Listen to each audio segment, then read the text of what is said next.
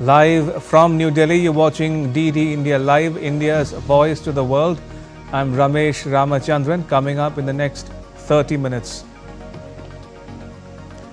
Prime Minister Narendra Modi attends G7 Outreach Summit in Canada. Leaders issue statements on AI for prosperity, transnational repression, and countering migrant smuggling.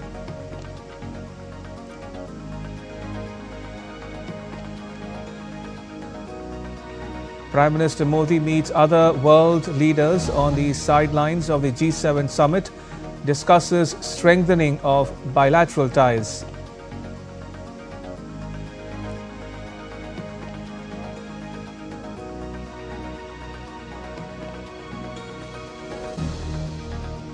G7 leaders call for de-escalation, but stop short of seeking a ceasefire between Israel and Iran.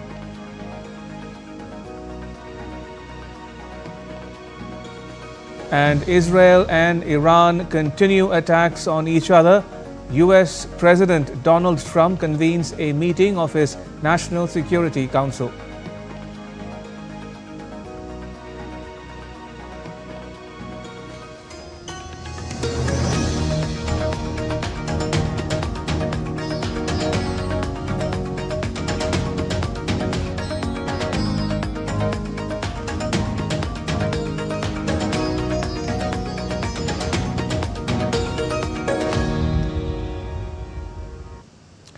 Prime Minister Narendra Modi participated in the G7 Outreach Summit in Canada's Kananaskis.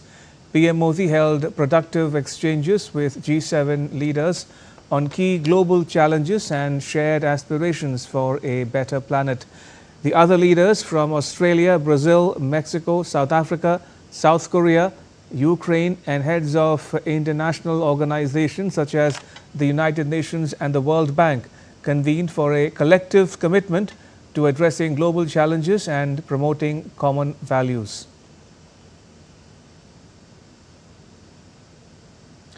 The G7 summit released the joint statement on the future of quantum technologies.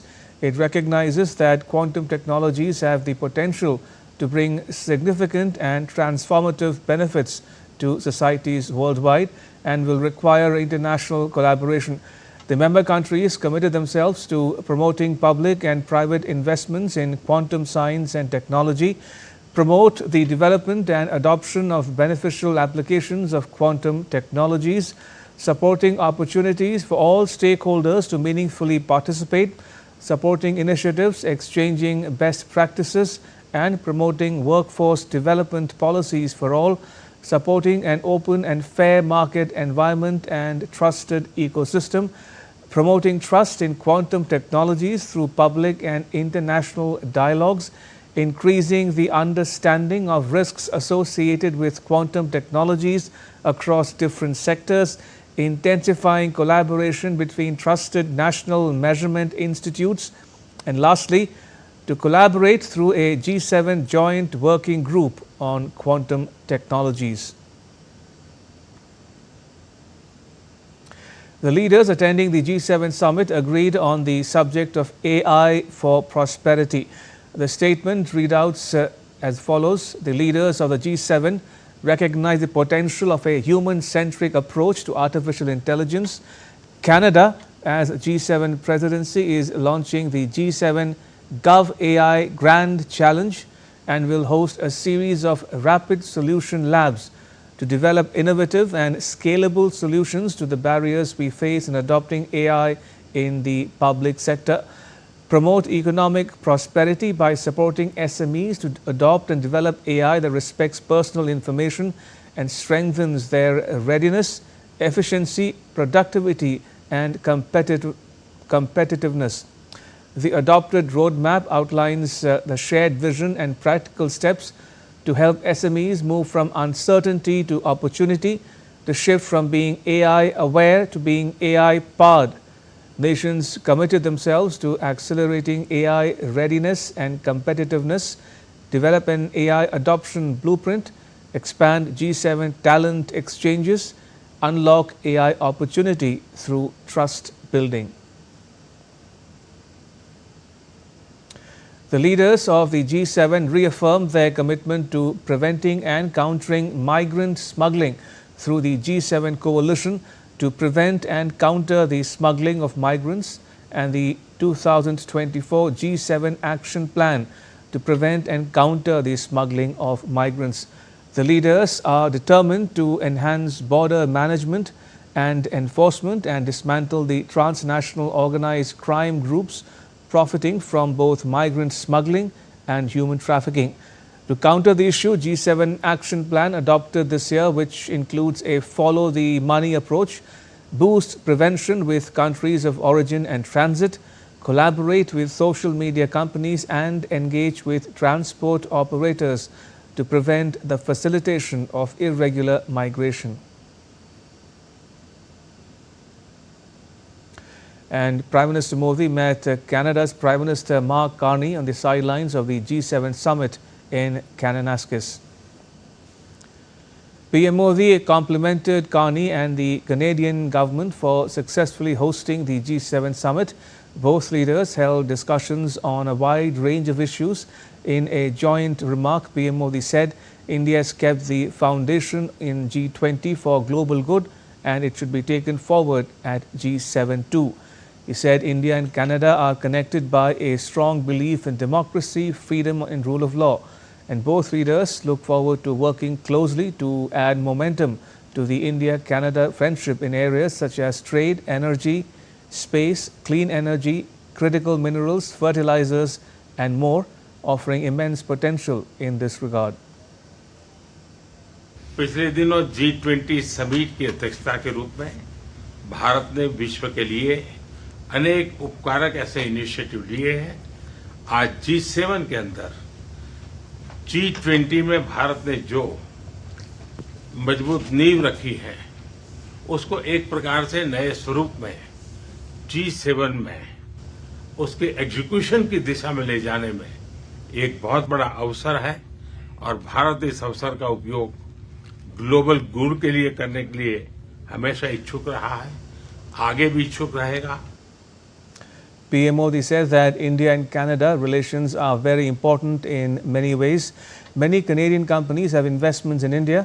The people of India also have a huge investment on Canadian soil. लोकतांत्रिक मूल्यों को समर्पित Canada और भारत मिलकर के लोकतंत्र को मजबूत करना होगा, मानवता को मजबूत करना होगा, हमारे रिसोर्सेज का ऑप्टिमम यूटिलाइजेशन कर करके मानव जात के कल्याण के काम में कैसे ला सकते हैं उस दिशा में हम प्रयास करते रहेंगे। और मुझे विश्वास है कि प्रधानमंत्री जी के चुनाव के बाद मुझे पहली बार मिलने का मौका मिला है, तो इस चुनाव के भव्य विजय के लिए भी मैं उनको बधाई देता हूं और आने वाले कालखंड में उनके साथ भारत और कनाडा मिलकर के अनेक क्षेत्रों में प्रगति करेंगे। Canada's Prime Minister Carney said India's presence at the G7 summit is a testament to the importance of PM Modi's leadership. He added that Canada stands with India in its fight against terrorism. It's a great honor to host you at the G7. India has been coming to the G7, I believe, since 2018 in Biarritz with our French partners, and it's a testament to the importance of your country, to your leadership, and to the importance of the issues that we look to tackle together, from energy security, from the energy transition that you're helping to lead, to the future of artificial intelligence, to the fight that we have against transnational repression, against terrorism, against... PM Modi met Mexico's President Dr. Claudia Sheinbaum Pardo on the sidelines of the 51st G7 summit in Kananaskis, Canada. In their first ever meeting, Prime Minister Modi congratulated President Sheinbaum on a historic electoral victory. He thanked Mexico for its support in India's fight against terrorism. The two leaders emphasized deepening cooperation across key sectors including trade, investment, startups, science and technology, and the automotive industry. They discussed leveraging nearshoring opportunities and enhancing collaboration in pharmaceuticals, agriculture, and holistic health. President Sheinbaum expressed admiration for India's advancements in technology and digital infrastructure and conveyed interest in joint initiatives in semiconductor, AI, quantum technology and critical minerals. The two leaders also welcomed stronger cultural exchanges, tourism and academic cooperation.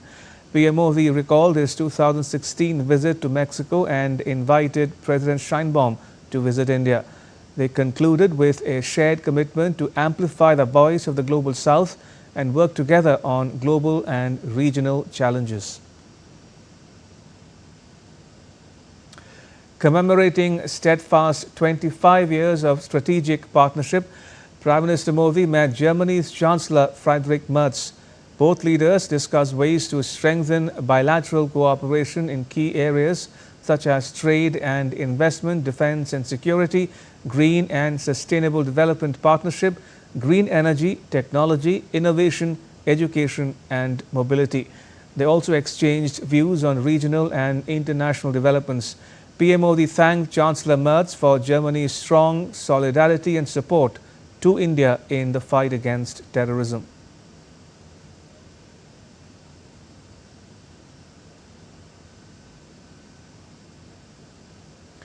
And Prime Minister Modi met his Australian counterpart Anthony Albanese on the sidelines of the G7 summit. PM Modi also met South Africa's President Cyril Ramaphosa.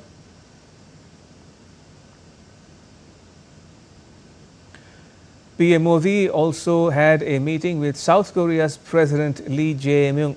The two leaders reaffirmed their commitment to deepening the India-South Korea Special Strategic Partnership by exploring new avenues for cooperation through partnerships in areas such as trade and economy, critical and emerging technologies, green hydrogen, shipbuilding, culture and people-to-people contact, among others. They also discussed regional and global issues. And PM Modi also met Italian Prime Minister Giorgia Meloni on the sidelines of the G7 summit.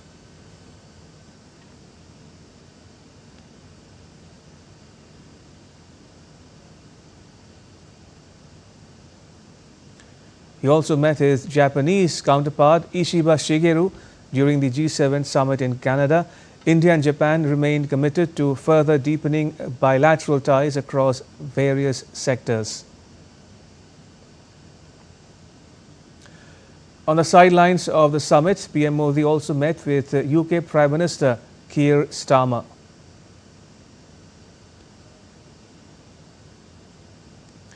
And Prime Minister Modi had a meeting with France's President Emmanuel Macron. The two leaders discussed ways to strengthen bilateral cooperation in key areas. They also exchanged views on regional and international developments.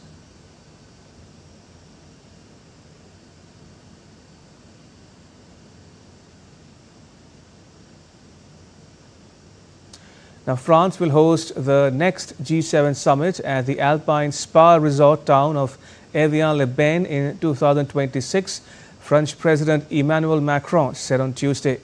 Bordering Switzerland on the shores of Lake Geneva, Evian already hosted the G7 in 2003. It was also the first time that Russia had been invited to join, although it was kicked out of the group in 2014 after it annexed Crimea from Ukraine. The leaders of Britain, Canada, France, Germany, Italy, Japan, the United States and the European Union will meet in the summer of 2026. Let me also give you some more visuals. The world leaders, including Prime Minister Narendra Modi, attending the G7 Outreach Summit hosted by Canada.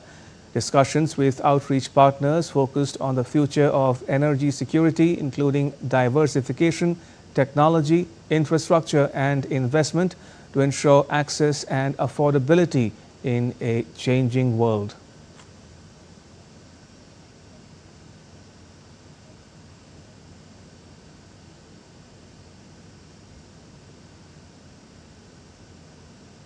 The group of 7 nations have expressed support for Israel and labeled its rival Iran as a source of instability in West Asia.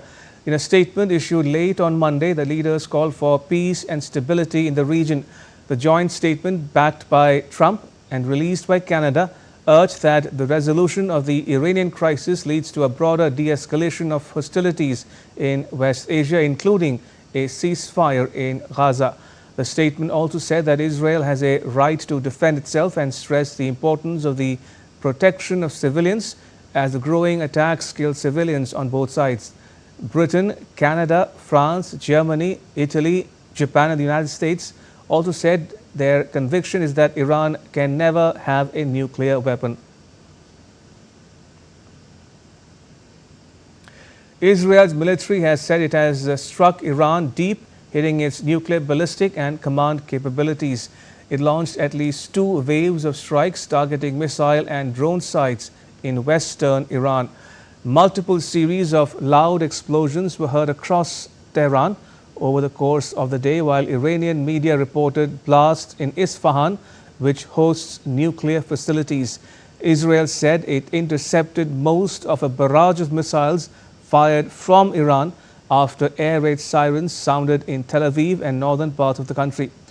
The Israeli military issued 7 missile alerts for various parts of the country since midnight. Israel's Prime Minister Benjamin Netanyahu has said Israel's campaign seeks to eliminate Iran's nuclear and ballistic missile programs, as well as its axis of terrorism, a reference to Iranian-backed militant groups operating in West Asia. He has also not ruled out killing the Iranian supreme leader. Meanwhile, Israel's Foreign Minister Gideon Saar said that regime change is not an objective of this war. It can be a result, but it's not an objective, he said. Meanwhile, Iran denied seeking nuclear weapons and has pointed to its right to nuclear technology for peaceful purposes, including enrichment, as a party to the International Non-Proliferation Treaty. We are now on day 5 of Operation Rising Lion. We've struck deep, hitting Iran's nuclear, ballistic, and command capabilities. The Iranian regime has spent years getting closer to a nuclear weapon. They have spent billions building a ballistic missile program. Our mission is clear: to remove the threat at its source. Iran's Armed Forces Chief of Staff Abdul Rahim Mousavi has issued a stark warning to Israeli civilians. In a televised statement, Mousavi urged residents of Tel Aviv and Haifa to evacuate immediately, citing imminent punitive operations against Israel. Meanwhile, Iran's Revolutionary Guards say they have launched retaliatory strikes on Israeli air bases, which they claim have been used to launch attacks on Iranian territory. Tensions remain dangerously high. Time for a very short break. Keep watching DD India Live. Don't go anywhere.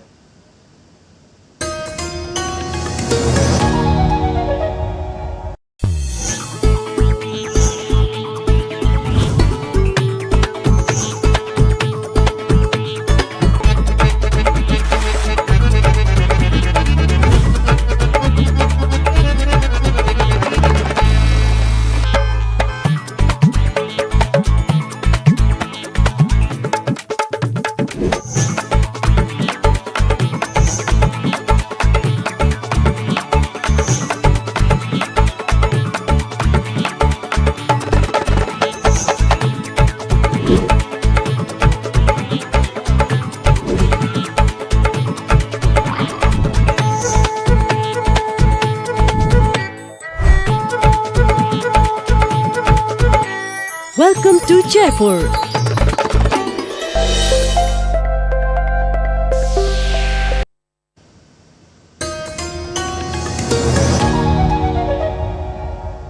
Welcome back. You're watching DD India Live. I'm Ramesh Ramachandran. Amid escalating tensions between Iran and Israel, US President Donald Trump called for Iran's unconditional surrender and warned US patience was wearing thin. Trump claimed that the US knows the exact location of Iran's supreme leader Ayatollah Ali Khamenei, calling him an easy target, but said that he won't be taken out, at least for now. Trump also asserted that the U.S. controls the skies over Iran, and he praised the effectiveness of U.S.-made weaponry, though he stopped short of directly naming Israel. And Trump met his National Security Council on Tuesday to discuss the Iran-Israel war as the U.S. leader considered whether to join Israel's air campaign against Tehran. As per a White House official, the meeting in the White House Situation Room lasted around 1 hour and 20 minutes. Trump is keeping all options on the table while insisting that Washington, D.C. had no hand in the campaign so far. The most likely option under consideration by Trump would be the use of giant U.S. bunker buster bombs against Iran's deeply buried Fordo nuclear facility that Israel's bombs cannot reach. Some other media reports are claiming that said Trump was also considering allowing U.S. tanker aircraft to refuel Israeli combat jets so that they could carry out long-range missions. On the sidelines of the G7 summit, French President Emmanuel Macron took a firm stand against any military intervention in Iran. Speaking to journalists, Macron said he was opposed to actions that could lead to regime change and further chaos in the region. Le plus grand des erreurs aujourd'hui, c'est de chercher, par la voie militaire, à faire un changement de régime en Iran.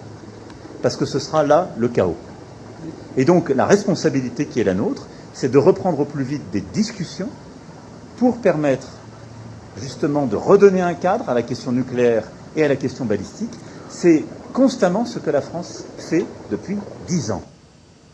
The Indian Embassy in Tel Aviv has issued an advisory for nationals in Israel to stay vigilant and follow safety protocols.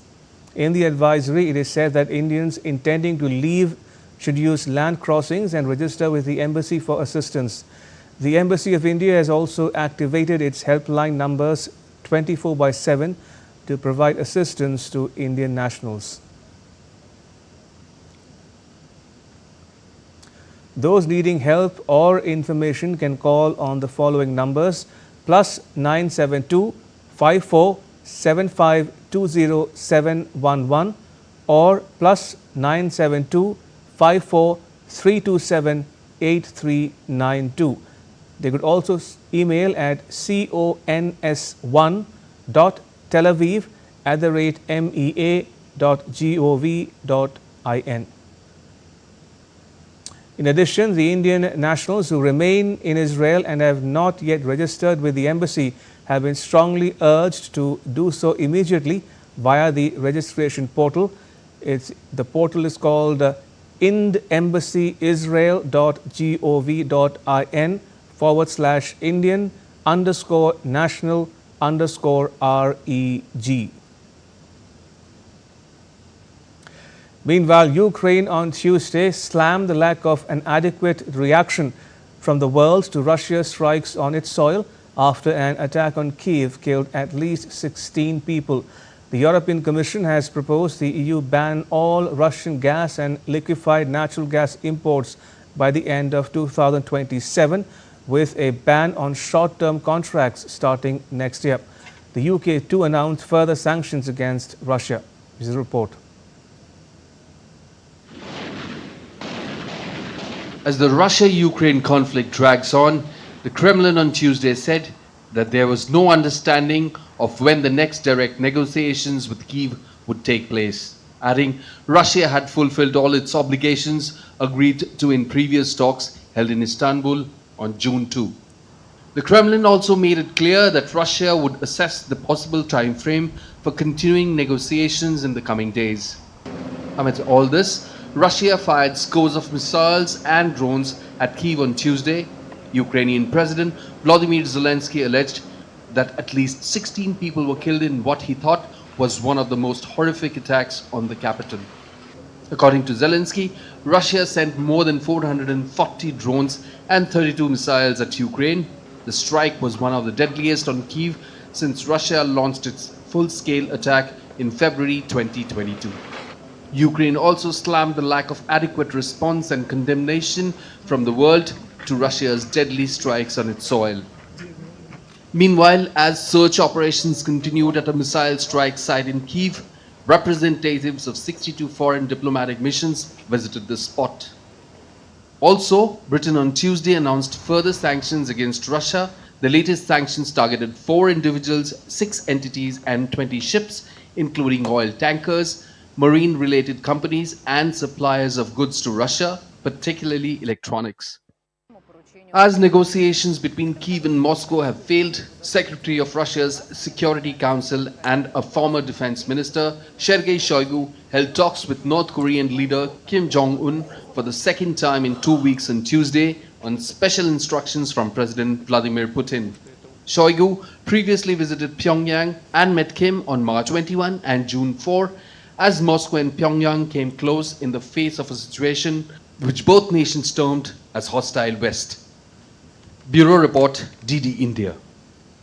And that's all for this edition of DD India Live. Let us know your thoughts on the news of the day. For those on the go, you can get all the latest news and updates from India and across the world on the DD India mobile app. The app is available on both Android and iOS platforms. Scan the QR code on the screen now to download it. And we'll be back with more news as it breaks here on DD India. I'm Ramesh Ramachandran from all of us here in New Delhi. Thanks for watching DD India Live.